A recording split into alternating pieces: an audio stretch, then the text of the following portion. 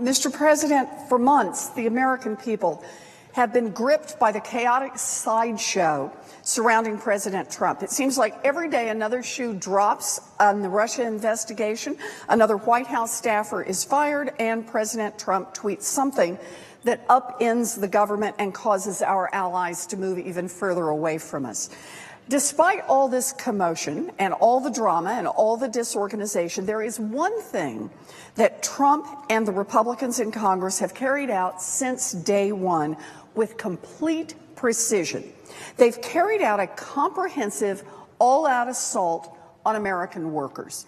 Day by day, week by week, month by month, President Trump and congressional Republicans have acted to undermine the safety and economic security of hardworking Americans.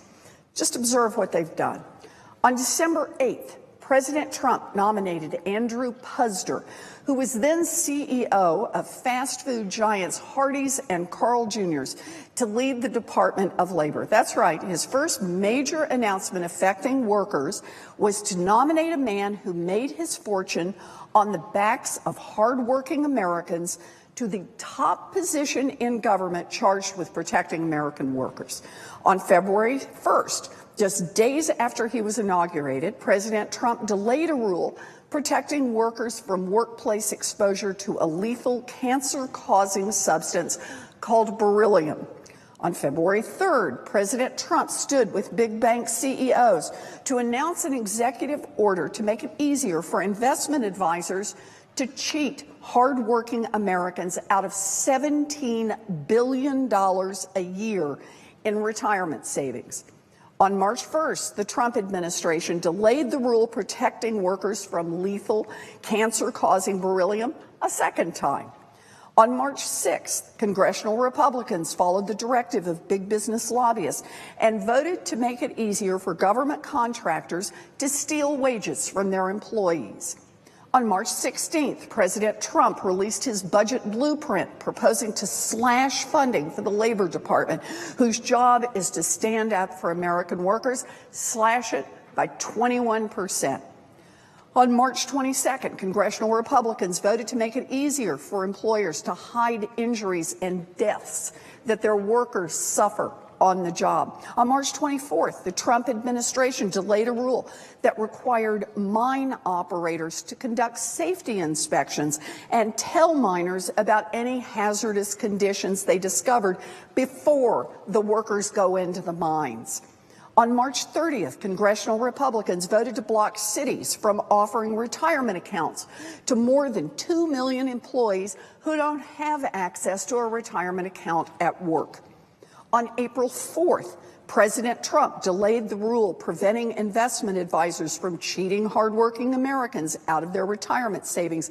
This 60-day delay alone cost Americans an estimated $3.7 billion. On April 6th, the Trump administration delayed a rule protecting construction workers from deadly silica poisoning. On May 3rd, Republicans in Congress voted to keep state governments from offering retirement accounts to employees who don't have access to accounts at work, yanking access away from 15 million Americans.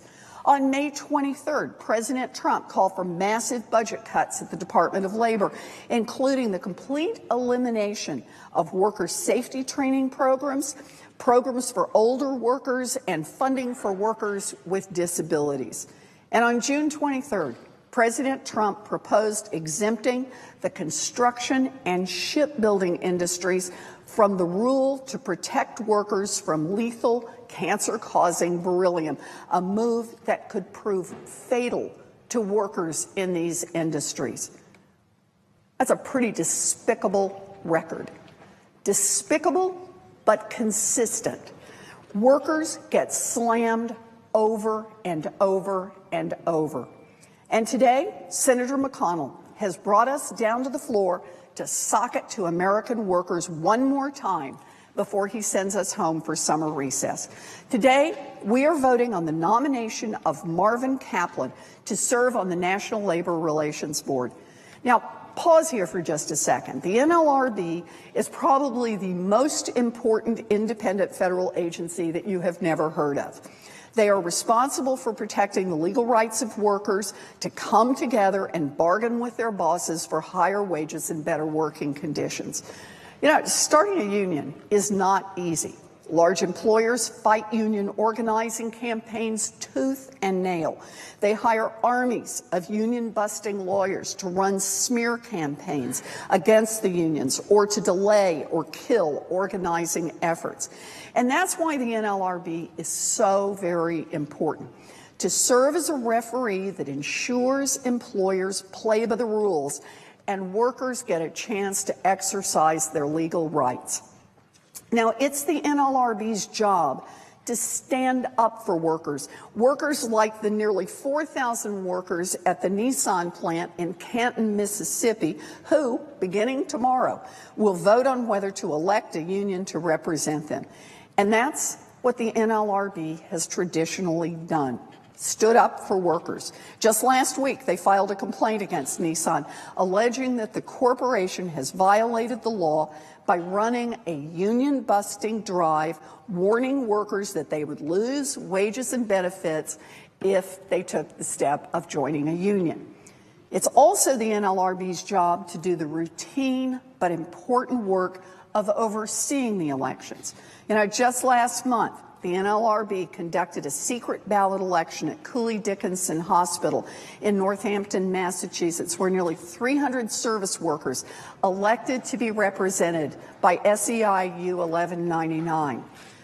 With a Republican Congress and president determined to deliver the knockout blow to the middle class, hardworking Americans need an NLRB that's on their side.